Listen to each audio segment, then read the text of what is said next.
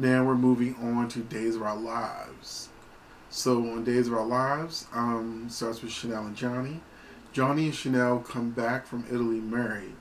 This was the impulsive decision that they are happy with. They love each other. They go into the new year full of hope, and just shortly afterwards, everything comes crashing down, and it sends the couple in two totally different directions. Chanel will logically turn to her best friend Allie for comfort. Now, we know what the big thing happens.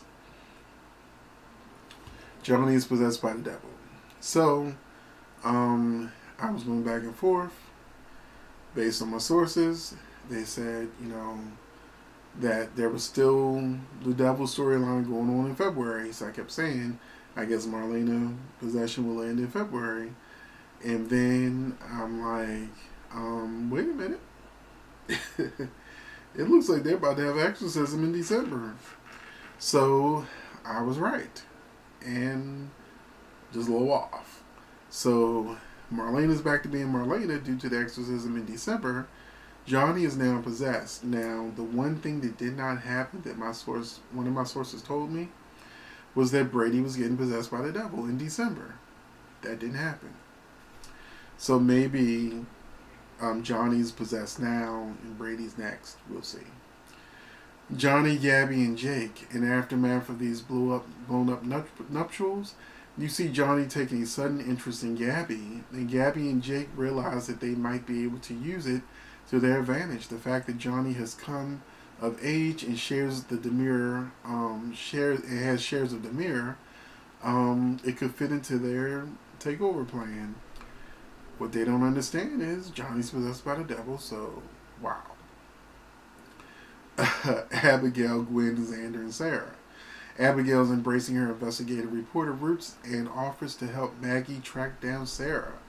When Gwen gets wind that Abigail is on the case, she does not react well and just assumes that Abigail is doing this intentionally because she wants to try to come between Gwen and Xander. So that causes big clash between the sisters. Even though these questions are starting to bounce around about Sarah, Xander realizes the person that has been there for him the whole time and maybe is the possible soulmate he wants is Gwen. So Xander proposes to Gwen, which of course is wrapped up in this search for Sarah. So, Xander and Gwen, if they're going to get married, who's showing up at the wedding. I'm just saying, that's just classic soap opera 101. Marlena and John.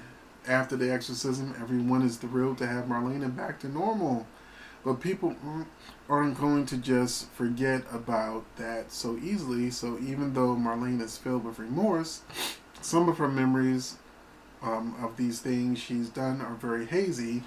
So she goes on her apology tour and may have to account for some of the things that she did. See, then COVID nasal congestion is kicking in. So hopefully I will be able to continue without having to end this video early. Moving on to Steve and Kayla. Brady hires Steve to find Kristen, and this kind of comes off with the whole Philip affair and the possibility that Kristen could somehow be involved. So Steve about to head off on this mission, and Kayla decides she wants to help. So we thought it would be fun to involve Kayla and put them on an adventure together in an old school super couple kind of way. That's nice to hear. EJ has falsely been accused of kidnapping Sammy, and there is some evidence that points to him, but he's continuing to proclaim his innocence. Bill ends up making a kind of controversial decision to represent EJ, and it's going to be a problem. Some pretty dramatic stuff happens in court that may totally throw the whole case. Chad and Kate. Chad ends up in a very interesting spot. He's got some crucial information, but will he come forward? Kate gets on the fact that Chad has this big secret, and Kate is someone that potentially has the ability to turn Chad more towards the dark side. You have to wait and see how that plays out. Paulina and Lonnie. In the new year, Paulina has a brush with death, which causes Lonnie to soften a little bit towards her.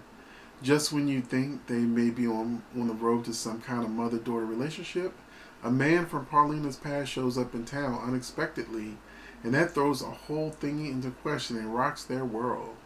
So, clearly, Lonnie's real father is coming to Days of Our Lives.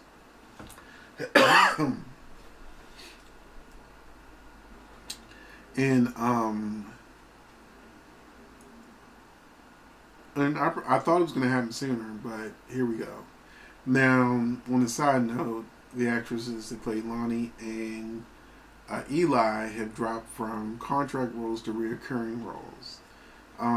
There was some news that it's possible that this is only temporary, but we'll see. Excuse me. So it may be I have COVID. I'm going to end up coughing and some more stuff as I continue to talk. Nicole, Rafe, Ava. Ava knows something is going on with Rafe and Nicole. Instead of confronting them, she keeps it to herself, and we see her slowly using it to torture them. And it's a potentially dangerous situation for them because, as we've seen in the past, Ava can become obsessive in relationships. We know she has that dark side. Rafe starts to feel these vibes from Ava, but by the time he kind of figures out what it might be, it may be too late for him. Brady and Chloe. After Philip's disappearance and presumed death, Brady and Chloe agreed to just be friends, and yet we can see that the closeness really is still there.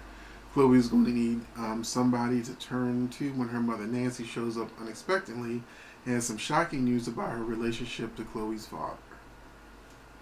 So, I was given a heads up that Chloe's father, Craig, something was going to be going on with him.